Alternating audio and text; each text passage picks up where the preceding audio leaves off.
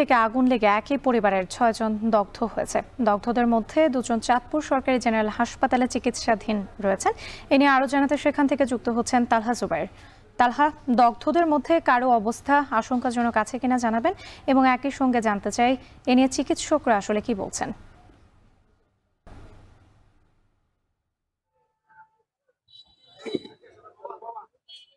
রাত্রি আসলে মধ্যরাতে আজকে যখন সেহরি খাওয়ার জন্য এই পরিবারটি তাদের খাবার গরম করার জন্য যখন হচ্ছে গিয়ে চুলা জ্বালাতে যায় তখনই কিন্তু এই মর্মান্তিক ঘটনাটি ঘটে। আসলে এরপর পরে কিন্তু যারা স্থানীয় রয়েছেন এবং আশপাশে যারা স্বজন রয়েছেন তারা কিন্তু এই প্রায় ছয়জনকে কিন্তু তারা চাঁদপুর সরকারি জেনারেল হাসপাতালে নিয়ে আসে এবং আসার পরপরই যারা চিকিৎসক রয়েছেন তারা কিন্তু তাৎক্ষণিক তাদেরকে প্রাথমিক চিকিৎসা দেন এবং এদের মধ্যে এই ছয়জনের মধ্যে চারজনের অবস্থা আশঙ্কাজনক হওয়ায় কিন্তু তাদেরকে পরবর্তীতে ঢাকা বারবিউতে কিন্তু প্রেরণ করা হয়েছে। তাছাড়া দুইজনকে বর্তমানে কিন্তু চাঁদপুর এই সরকারি হাসপাতালে কিন্তু চিকিৎসাধীন রয়েছে। এর মধ্যে হচ্ছে কি ইমাম হোসেন এবং তার ছোট ভাইয়ের স্ত্রী নিবা।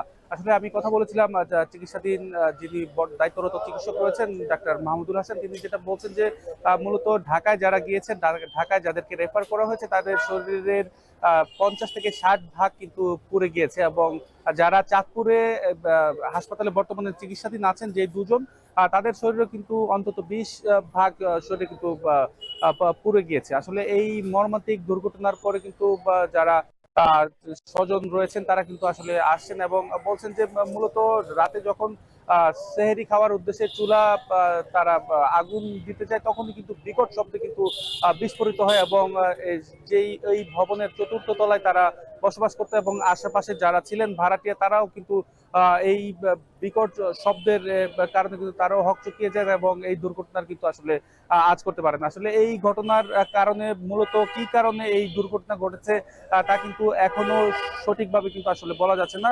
তবে প্রাথমিকভাবে ধারণা করা হচ্ছে যে লাইনের যে গ্যাস ছিল সেই গ্যাস হয়তোবা কোনো কারণে লিকেজ থাকতে পারে। লাইনের মধ্যে গ্যাস লিকেজের কারণে কিন্তু যেই রান্না করছিল সেখানে গ্যাস ভর্তি হওয়ার কারণে এই দুর্ঘটনা ঘটে থাকতে পারে বলে কিন্তু ধারণা করা হচ্ছে। তো আসলে সবকিছু মিলিয়ে যারা বর্তমানে চিকিৎসাধীন আছেন চিকিৎসকরা কিন্তু তাদের প্রাথমিক চিকিৎসা দিচ্ছেন এবং তাদের সার্বক্ষণিক খোঁজ খবর নিচ্ছেন। তবে একটা বিষয় যে তারা বলছেন যে এখন অবস্থার কিন্তু আগের চাইতে কিছুটা উন্নতি হয়েছে এবং যারা আমি আসলে খোঁজ নিয়েছিলাম তাদের স্বজনদের সাথে যারা ঢাকা প্রেরণ করা হয়েছে তারাও কিন্তু ইতিমধ্যে তাদেরকে চিকিৎসার আওতায় নেওয়া হয়েছে এবং তাদের অবস্থাও কিন্তু যতটুকু জানতে পেরেছি তাদের স্বজনদের মাধ্যমে যে তাদের অবস্থা কিন্তু আগের চাইতে কিছুটা ভালো বলে কিন্তু জানিয়েছেন। তো আসলে সবকিছু মিলিয়ে এই ঘটনায় যেই 6 জন আহত হয়েছে আমি একটু বলে রাখতে চাই যে তাদের মধ্যে হচ্ছে আব্দুর রহমান, তিনি কিন্তু এই পরিবারের প্রধান সদস্য এবং তিনি শহরের বড় স্টেশন এলাকায় কিন্তু ফল বিক্রি করে তাদের পরিবারের যে ব্যয় তা কিন্তু নির্বাহ করতেন। তার পাশাপাশি তার স্ত্রী শানু বেগম আহত হয়েছেন এবং বড় ছেলে ইমাম হোসেন, তার স্ত্রী খাদিজা বেগম, মেজো ছেলের বউ নিবা এবং ছোট ছেলে মাহিন কিন্তু এই অগ্নিকাণ্ডের ঘটনায় কিন্তু দগ্ধ হয়েছেন। এদের মধ্যে নিবা এবং ইমাম হোসেন বর্তমানে চাঁদপুর সরকারি জেনারেল হাসপাতালে কিন্তু চিকিৎসাধীন রয়েছেন। বাকি যে পরিবারের যে 4 সদস্য আছে তাদের কিন্তু উন্নত চিকিৎসার জন্য ঢাকা বার্ন ইউনিটে কিন্তু রেফার করা হয়েছে। তো সবকিছু মিলিয়ে রাত্রি এই ছিল আমার চাঁদপুর থেকে।